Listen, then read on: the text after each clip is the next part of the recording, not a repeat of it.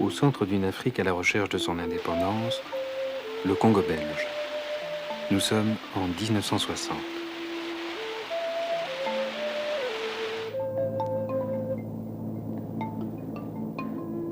Dans cet avion, M. Buchet regagne Léopoldville, où il réside, place Braconnier, à 2 pas de la future ambassade de Belgique. C'est du balcon de son appartement qu'il va filmer, en témoin privilégié, les émeutes du mois de juillet 1960. À l'époque, M. Buchet prospecte pour le compte de la Société d'électricité industrielle belge. Vous êtes arrivé au Congo à peu près vers quelle année? Au mois d'octobre 59. Et on avait été envoyé là-bas donc par la société pour créer une agence. On va se diversifier. C'est comme ça qu'on est parti avec pour un terme de 2 ans renouvelable. Dans les bagages, une caméra et vous filmez alors la vie qui se présente là. Oui, j'avais acheté la caméra avant de partir ici à Liège, une petite caméra avec 3 tourelles. Alors, on en a profité pour filmer.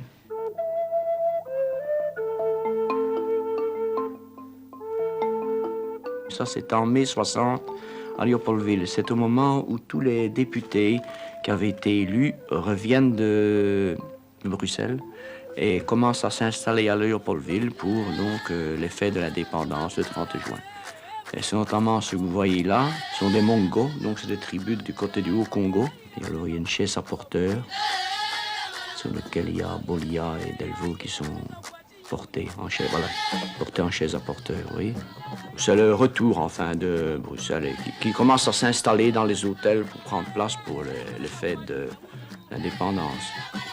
Allez, ça, c'est dans la cité indigène, ceci. Ça, c'est tous les Mongos, oui, la danse des Mongos avec leurs attirails, leurs épées, enfin, leurs couteaux, leurs machettes. Avec les tam-tams. Il n'y avait pratiquement pas d'Européens dans les vous n'en voyez pas beaucoup. Il fallait vraiment aller sur place pour les filmer.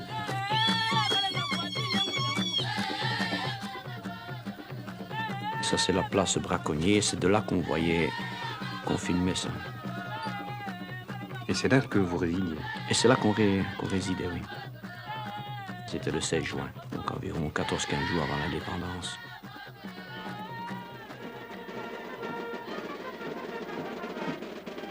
Oui, c'est la fête, c'est le doudou qui s'emmène, enfin. Mais le doudou, c'était assez étonnant, ça, non? Ah non, mais c'est l'histoire de monde, ça, le doudou. Mais c'était pas étonnant de retrouver ça au Congo? Non, ça se faisait tous les ans, comme il y avait les Gilles également. Alors, qui pouvait participer au doudou? Oh, ben, c'était tous les types qui étaient là, de la région de Mons, qui faisaient ça, type du Hainaut. Il y a aussi bien des indigènes que des Européens, tout le monde se disputait la queue. Et la musique, alors? Et la musique, c'est la musique de la force publique.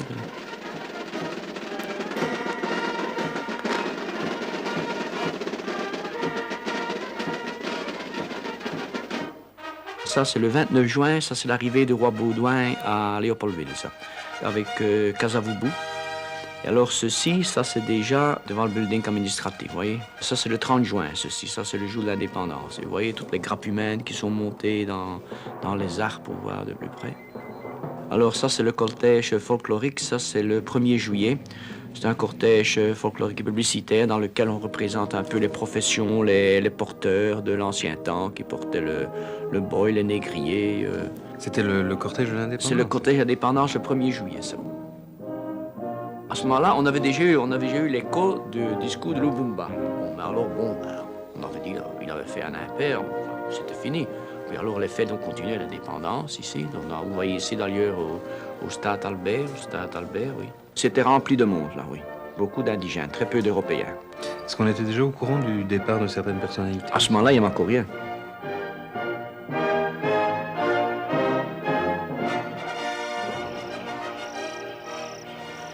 Peu après les fêtes de l'indépendance, des nouvelles alarmantes accueillent M. Buchet au retour d'une de ses missions.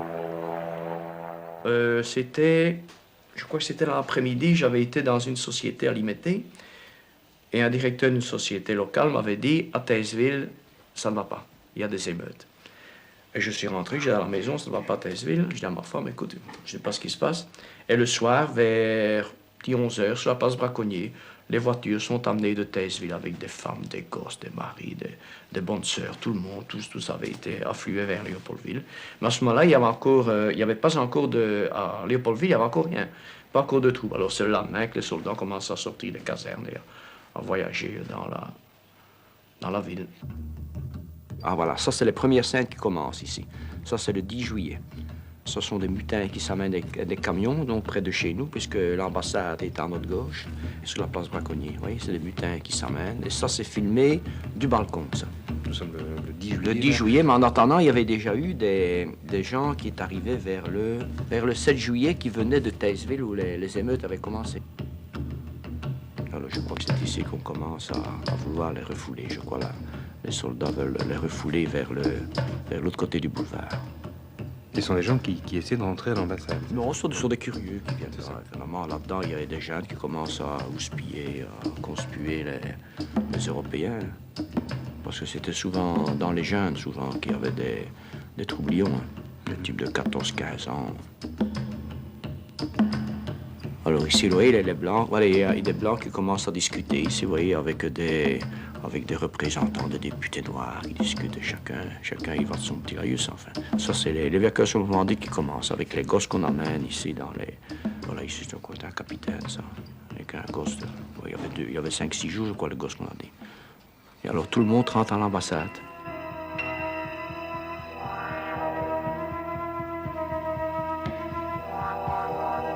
Oui, quel imbroglio de voitures, les types laissaient leur voiture, entrent à l'ambassade.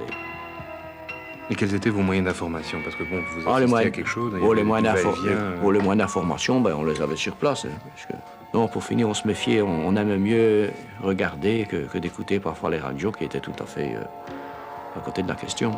Et tout a l'air de se passer calmement. Mais... Justement, là, tout est calme.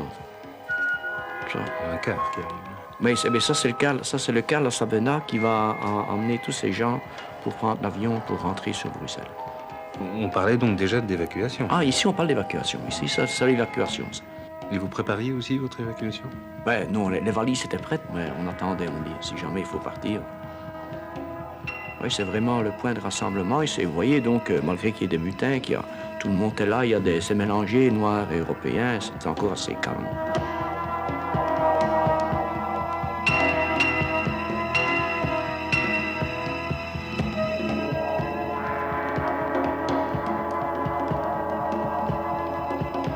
Ça, c'est Mobutu, ça, ici, qui apporte un enfant belge à ses parents, voilà. Du temps, il s'appelait encore Joseph. Alors, c'est le lendemain matin que les soldats vont commencer dans certaines casernes à sortir des casernes et à se répandre dans la ville. Ça, c'était les escaliers à l'intérieur de l'ambassade. Du balcon, je pouvais filmer. Et vous voyez, tout est occupé par les réfugiés à l'intérieur.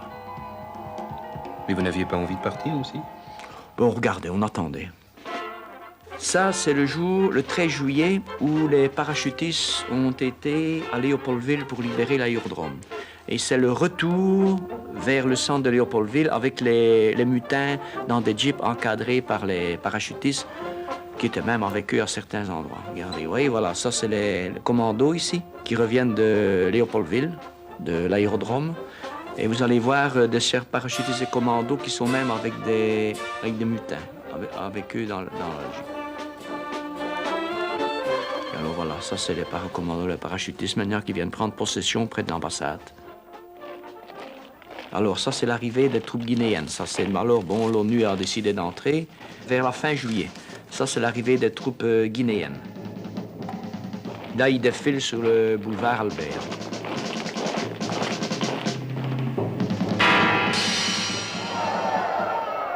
Vous avez ici les troupes ghanéennes qui ont pris possession avec leur chéchia devant l'ambassade, parce que la jeunesse manifeste ici contre l'ambassade de Belgique.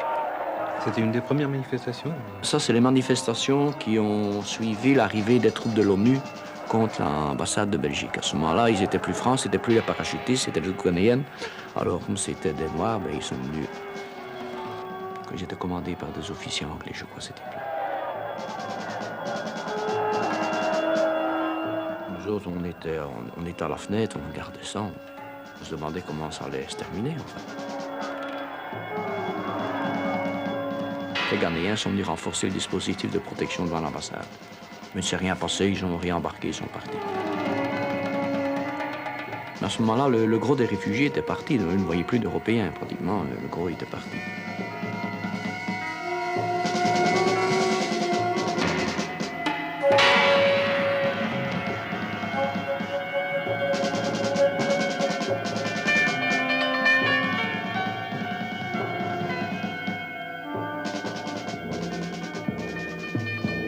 Alors ça, c'est pris du balcon. C'est au moment où ils veulent qu'on enlève le drapeau belge. Alors on nous a maltraités là, de tous les noms. Là. Et ils montraient le poing vers nous autres parce qu'on les filmait. Alors il y avait certains qui étaient contre, d'autres qui étaient pour. Il y a même une bagarre entre Noirs parce que certains voulaient que les Belges restent, d'autres qui partent. Alors on allait voir à un moment donné, il va y avoir une bagarre, ça va se terminer. C'est pratiquement tout ceci devait être zone neutre. Hein. Alors, ils sont en train de conspuer le drapeau belge. Là. Parce que le drapeau belge est resté, alors ils sont en train de conspuer.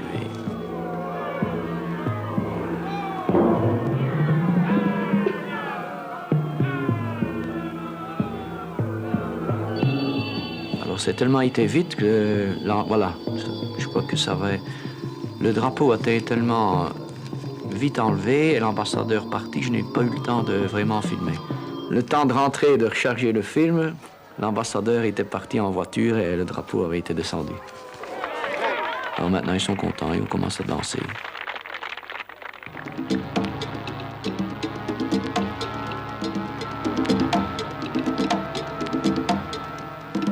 Quatre mois plus tard, 17 novembre 1960, boulevard Albert à Léopoldville. Des personnalités officielles congolaises assistent à un brillant défilé militaire. Le calme semble rétabli. Les Européens commencent à revenir dans le nouvel État fraîchement indépendant. M. Buchet poursuivra son travail d'ingénieur jusqu'en avril 1961. À ce moment, la Société d'électricité industrielle belge le rappelle en Belgique et dissout son département en République du Congo. Une nouvelle page d'histoire se tournait.